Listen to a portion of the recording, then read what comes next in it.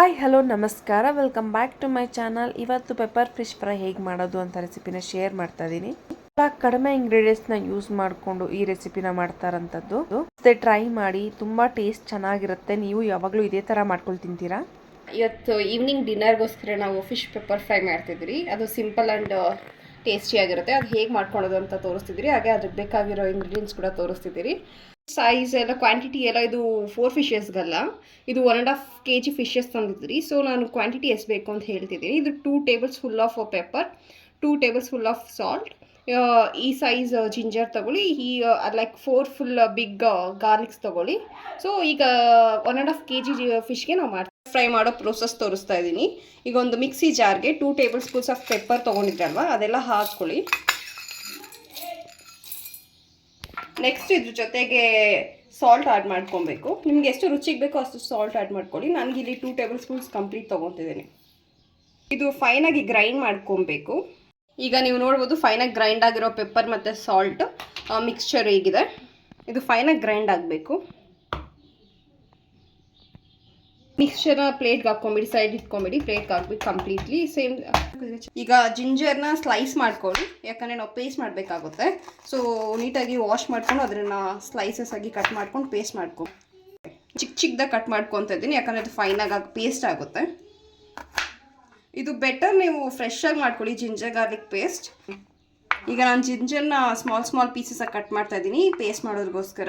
ನೀವು better fresh ಆಗಿರೋ ginger garlic paste ಮಾಡ್ಕೊಳ್ಳಿ. ಸೊ ಟೇಸ್ಟ್ ಕೂಡ ಚೆನ್ನಾಗಿರುತ್ತೆ, ಹಾಗೆ ಹೆಲ್ತ್ ಕೂಡ ಬೆನಿಫಿಟ್ಸ್ ತುಂಬ ಇರುತ್ತೆ.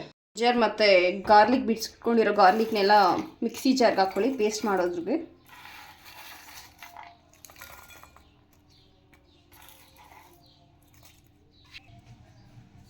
ಈ ಕನ್ಸಿಸ್ಟೆನ್ಸಿಯಲ್ಲಿ ಪೇಸ್ಟ್ ಮಾಡ್ಕೊಳ್ಳಿ. ತುಂಬ ಫೈನಾಗೂ ಪೇಸ್ಟ್ ಮಾಡ್ಕೊಬೇಡಿ ಮತ್ತು ತುಂಬ ರಾಗೂ ಮಾಡ್ಕೊಬೇಡಿ, ಒಂದು ಮೀಡಿಯಮ್ ಕನ್ಸಿಸ್ಟೆನ್ಸಿಯಲ್ಲಿ ಪೇಸ್ಟ್ ಮಾಡ್ಕೊಳ್ಳಿ. ಆಗಲೇ ನಾವು ಗ್ರೈಂಡ್ ಮಾಡಿ ಸೈಡ್ಗೆ ಇಟ್ಟಿದ್ರಲ್ವ ಪೆಪ್ಪರ್ ಮತ್ತು ಸಾಲ್ಟ್, ಅದ್ರ ಜೊತೆಗೆ ಈಗ ನಾವು ಪೇಸ್ಟ್ ಮಾಡಿರೋ ಜಿಂಜರ್ ಗಾರ್ಲಿಕ್ನು ಆ್ಯಡ್ ಮಾಡ್ತಿದ್ದೀರಿ.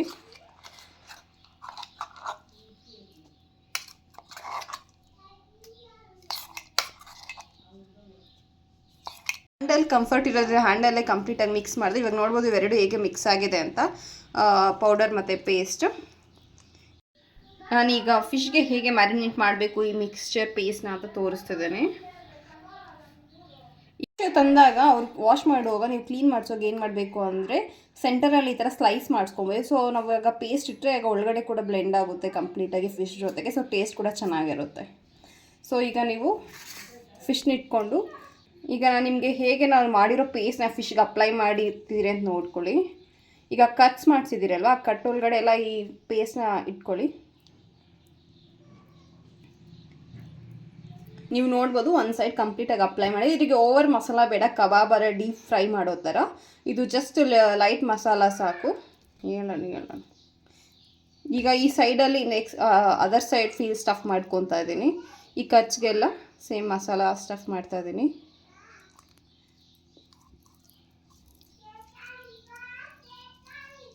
ನೀವು ನೋಡ್ಬೋದು ಒಳಗಡೆ ಇದೆ, ನೀವು ನೋಡ್ಬೋದು ಒಳಗಡೆ ಕೂಡ ಅಪ್ಲೈ ಮಾಡ್ತಾ ಇದ್ದೀನಿ ಮಸಾಲ.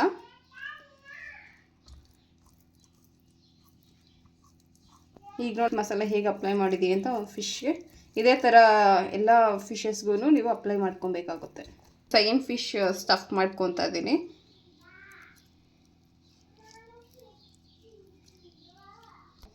ಇದ್ರಿಗೆ ಬೇಕಾಗಿರೋದು ಲೈಟ್ ಮಸಾಲ ಅಷ್ಟೇ, ತುಂಬ ಓವರ್ ಮಸಾಲೆ ಏನು ಬೇಕಾಗಲ್ಲ, ಯಾಕಂದರೆ ನಾವು ಇದು ಪ್ಯಾನ್ ಫ್ರೈ ಮಾಡ್ತೀವಿ, ಡೀಪ್ ಫ್ರೈ ಅಲ್ಲ. ಇದು ಲೈಟ್ ಕೂಡ ನೀವು ಸ್ಟಫ್ ಮಾಡ್ಕೊಬೇಕು. ಈಗ ನೋಡ್ತೀರಿ ನಾನು ಎಲ್ಲ ಕಟ್ಸ್ ಒಳಗಡೆ ಸ್ಟಫ್ ಮಾಡ್ತಾ ಇದ್ದೀನಿ.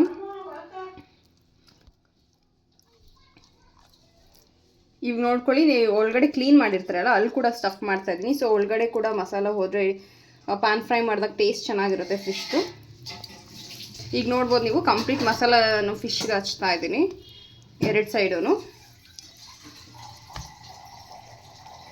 ಇದೇ ಥರ ರಿಮೈನಿಂಗ್ ಎಲ್ಲ ಫಿಶಸ್ಗೂ ಸ್ಟಫ್ ಮಾಡ್ತೀನಿ ಮಸಾಲನ. kg ಅಷ್ಟು ಫಿಶ್ನ ಕಂಪ್ಲೀಟ್ ಸ್ಟಫ್ ಮಾಡಿ ಮ್ಯಾರಿನೇಟ್ ಆಗಿಟ್ಟಿದ್ದೀರಿ.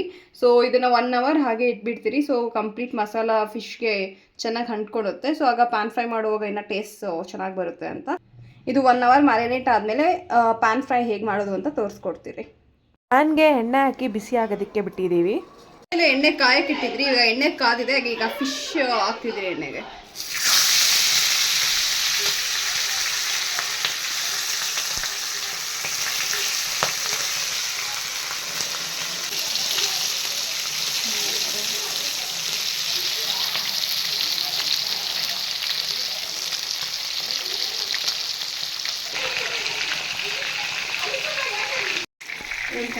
ಈಗ ಚೆನ್ನಾಗಿ ಬೆಂದಿದೆ ಫಿಶ್ಶು, ಆಯಿಲಲ್ಲಿ ಸೈಡ್ ಇಟ್ಕೊತಿದ್ದೀರಿ.